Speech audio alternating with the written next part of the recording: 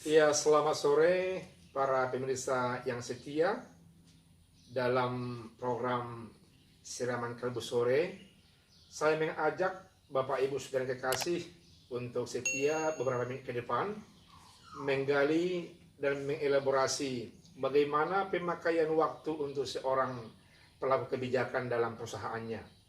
Bersama kita di sini sudah ada Pak Merpau. Selamat sore Pak Merpau. Selamat sore. Beliau adalah seorang manajer yang sudah berhasil meraih juara di tengah-tengah perusahaannya, perusahaan yang berkaliber internasional, dan sebenarnya sudah purna waktu beberapa tahun yang lewat, tapi untuk hari ini dibutuhkan beliau untuk memberikan pengalaman yang lebih aktual, karena beliau berhasil memberdayakan potensi, mengisi waktu semaksimal mungkin, meraih tujuan dari perusahaannya. Karena itu izinkan saya bertanya kepada Pak Merpau. Selamat sore Pak Merpau. Saya senang mendengar berita bahwa beberapa tahun yang lewat ini dan bahkan sebelumnya Pak Merpau selalu berhasil untuk mengarahkan setiap pekerja di perusahaan yang berlevel internasional. Dalam kaitan ini kepada firman Tuhan yang mau dielaborasi terkait dengan waktu, saya mau tahu sebenarnya secara faktual di lapangan menerapkan ilmu Alkitabiah atau firman Tuhan sehingga mencapai suatu hasil yang maksimal. Apa sebenarnya kiat-kiat atau strategi yang Bapak lakukan sehingga beberapa tahun masa aktif sampai pensiun terus menjadi kejar perusahaan supaya tetap ikut aktif pelaku kebijakan di tengah-tengah perusahaan Bapak dan sungguh-sungguh memperoleh hasil yang memuaskan yang bisa berdampak ekonomi yang meluas baik kepada pekerja di level bawah, di level atas, bahkan mungkin sebagai di owner yang ada di luar negeri seperti itu. Kiranya berkenan untuk memberikan pemahaman bagaimana dibuat strategi supaya waktu yang ada bisa dipakai semaksimal mungkin mencapai tujuan yang diharapkan. Dipersilakan Pak Merpau. Oke, terima kasih Pak Pendeta. Apabila kita berbicara tentang pengalaman lebih kurang 30 tahun di perkebunan, ada dua hal yang besar di sana departemen, yaitu agronomi satu, dan yang kedua adalah engineering. Apabila kita berbicara tentang agronomi, itu adalah padat karya, di mana jumlah karyawannya yang sangat banyak. Biasanya di satu kebun lebih kurang 500 sampai 600 orang pekerja. Dan yang kedua adalah padat teknologi. Padat teknologi ini adalah biasanya yang dipakai di pabrik-pabrik pengolahan kelapa sawit. Di mana sekarang kita berbicara dulu tentang pemakaian jam kerja di agronomi ataupun di tanaman kelapa sawit. Apabila ada orang 500 sampai 600 orang di satu kebun, tentu satu potensi yang sangat besar ini harus kita maintenance supaya tetap bisa produktif.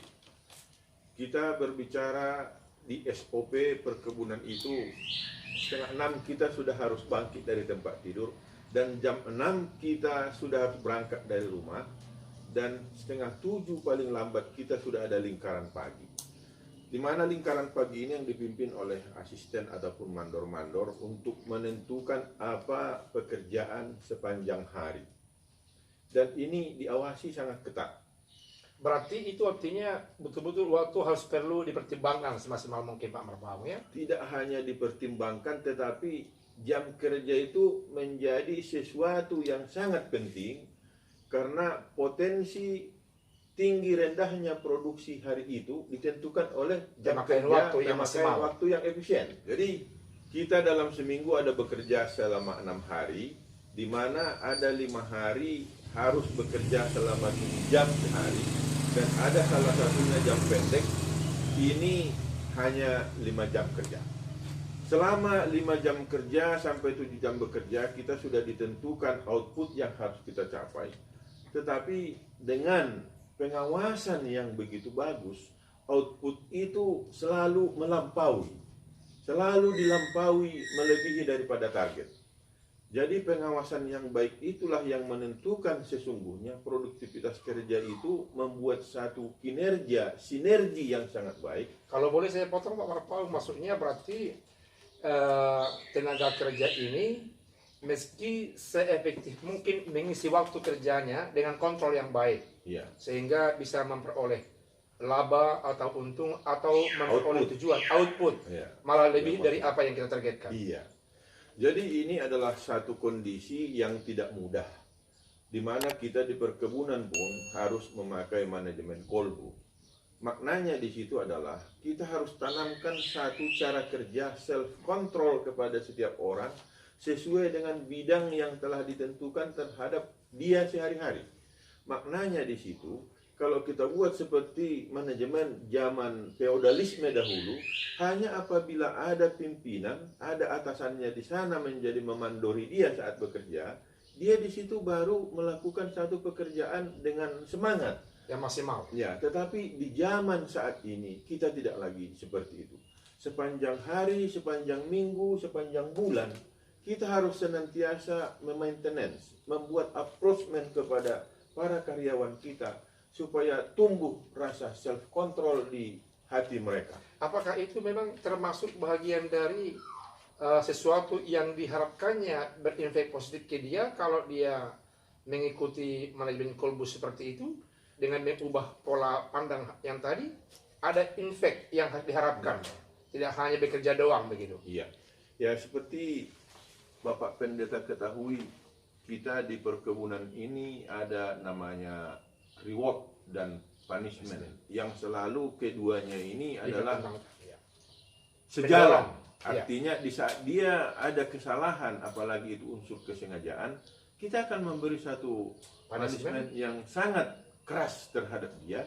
Itu tujuannya bukan semata-mata supaya dia berhenti kerja atau hilang pekerjaannya, tetapi bagaimana membentuk karakter di satu pekerjaan yang padat karya supaya budaya self control, menghargai pekerjaannya itu dan menghargai waktu yang membawa dampak positif dalam diri dia. Iya. Ya, karena apabila itu dia lakukan dengan baik, sesungguhnya pekerjaan ini kalaulah dikatakan satu target sehari, tidak harus 7 jam dia sudah mencapai itu. Apabila dia bekerja dengan tekun dan sungguh-sungguh. Nah, kalau dia bekerja untuk mencapai satu target tertentu secara harian, di 5 jam pertama, kalau dia sungguh-sungguh itu sudah dia capai. Ya, 2 jam berikutnya itu sudah merupakan hasil tambahan buat dia selama hari. Dari yang biasa dia terima per hari itu. Iya. Itu artinya bahwasanya dalam manajemen kolbu ini ada rupanya di balik itu sesuatu nilai yang mengingatkan bahwa engkau kalau betul-betul mengisi waktu dengan baik dan efisien, kau akan peroleh yang pada hasilnya ia akan katakan waktu itu adalah dari Tuhan. Iya. Nah, jadi seperti kata orang Eropa, the time is money. Jelaslah itu di tengah-tengah perusahaan kita begitu ya. Dan yang kedua, kalau kita mendengarkan sehari-hari dalam tinjauan Alkitabiah, kan dikatakan kerja itu adalah dari Tuhan. Iya. Kalau kita melihat dari Tuhan pekerjaan ini, kita akan mengisi padat karya yang bisa berimpact positif terhadap diriku. Iya. Jadi selama ini mungkin ada pemahaman sekalipun maksimal para karyawan bekerja, tapi toh yang dapat untung hanya kalangan tertentu seperti itu. Iya. Kalau kita di dalam bekerja ini ada juga 8 etos kerja. Barangkali Jansen Sinamo juga pernah menyampaikan itu di dalam satu bukunya. Antara lain di dalamnya bahwasanya bekerja ini adalah ibadah juga. Bekerja ini adalah tanggung jawab juga. Bahwasanya bekerja ini juga merupakan satu implementasi ilmu yang kita peroleh. Iya, tapi dalam kaitan ini yang Pak Marpaung katakan kerja dalam arti mengisi waktu, bukan? Ya, karena orientasi pikiran kita sekarang bagaimana memaksimalkan waktu, seperti kata Pak Jokowi, bekerja. Iya, kalau kita di perkebunan yang namanya bekerja itu sudah pasti output itu menjadi satu takaran. Tidak mungkin orang bisa melampaui satu target harian kalau dia tidak mengisi waktu itu bekerja dengan maksimal. Artinya dia menyadari di dalam kehidupannya sehari-hari, saya harus bekerja. Karena bekerja itu harus ditanamkan merupakan tanggung jawab, merupakan ibadah, merupakan implementasi bagaimana kita mengaplikasikan kemampuan kita, dan itu harus kita tanamkan di dalam kehidupan sehari-hari. Iya, barangkali Bapak Ibu Saudara yang kekasih, ada baiknya kita memahami secara alkitabiah bagaimana sebenarnya untuk menghargai waktu yang ada. Dalam surat Rasul Paulus kepada jemaat Efesus di pasal yang kelima, ayat yang ke-15 sampai ayat yang ke-16 dikatakannya, hai engkau orang-orang yang bebal, supaya engkau perhatikan waktu, karena waktu itu dalam arti seharian adalah jahat. Singkatnya dikatakan demikian. Karena itu perhatikanlah dengan seksama bagaimana kamu hidup. Janganlah seperti orang bebal, tetapi seperti orang arif, dan pergunakanlah waktu yang ada, karena hari-hari ini adalah jahat. Saya mau sampaikan ternyata dalam konsep perusahaan yang besar, yang berkaliber dunia pun, sangat memperhatikan pemahaman Alkitabiah dan rangka untuk memperoleh laba, tujuan perusahaan yang beraspek manusiawi dan injili bagi orang yang mau bekerja. Sekarang saya mau sapa secara umum teman-teman mahasiswa, pelajar, dan pekerja yang muda di perusahaan maupun pegawai negeri, tentara, polisi, dengan yang lain. Mari kita ingat bahwasanya the time is money. What can you do today? Don't wait it tomorrow, but do it today and soon. The time is money. Sering kita dengarkan di tengah-tengah kehidupan para mahasiswa, karena kita juga pernah mahasiswa ya guys, bahwasanya ada isu yang ditanamkan, kalau masih bisa kerjakan besok, kenapa sekarang? Dan itu amat dekat pelintiran pemahaman terhadap SKS. Pemahaman pelintiran terhadap SKS yang sebenarnya dikatakan oleh para teman mahasiswa pada saat ini sistem kebut semalam. Dan terasa sekali hasil yang dibuat oleh para mahasiswa maupun karyawan Pak Marpao mungkin yang bekerja dengan mengebut. Pasti banyak yang melanggar etika bekerja di sana dan hasilnya tidak akan baik. Oleh karena itu, siraman kalbu sore hari ini nampaknya tidak jauh pemahaman antara perusahaan yang bikin, yang tidak langsung mengatakan perspektif Alkitabiah yang mereka buat sebagai landasannya, sangat begitu erat dengan pemahaman Alkitabiah.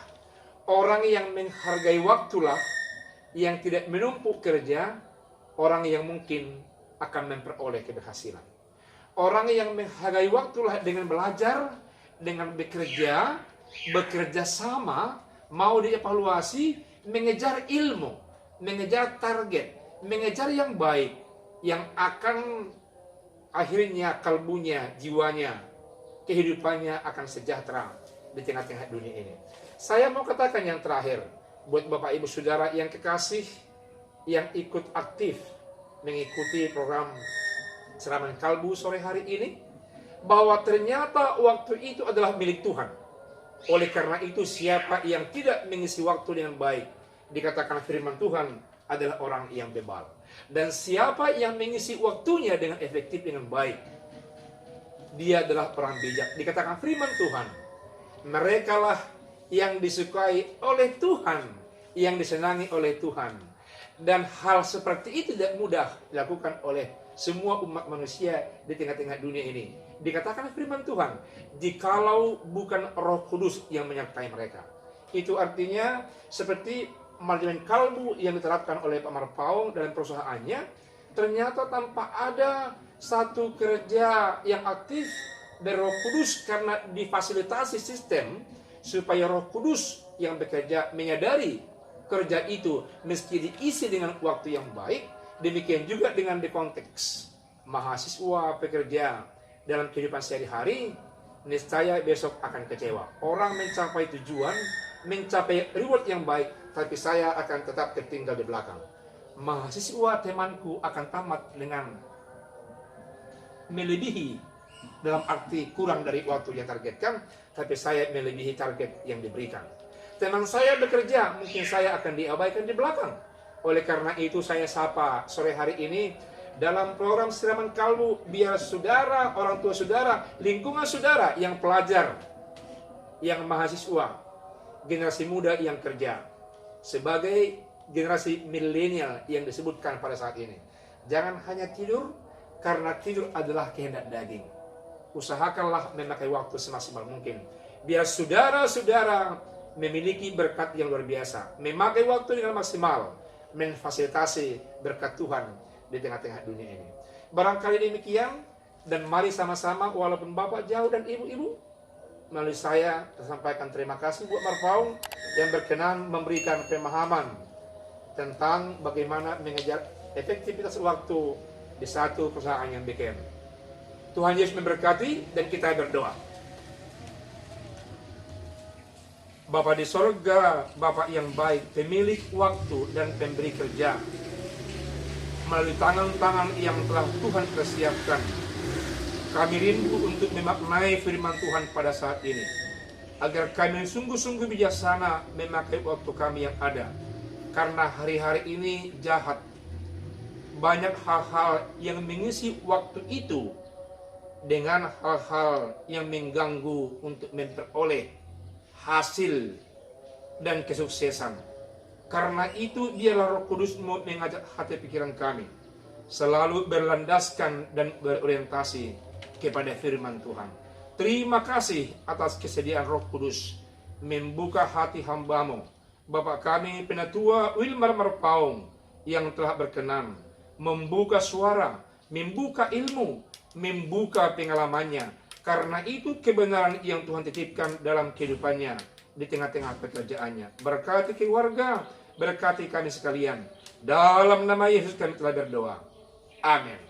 Terima kasih Pak Marpaung. Tuhan memberkati.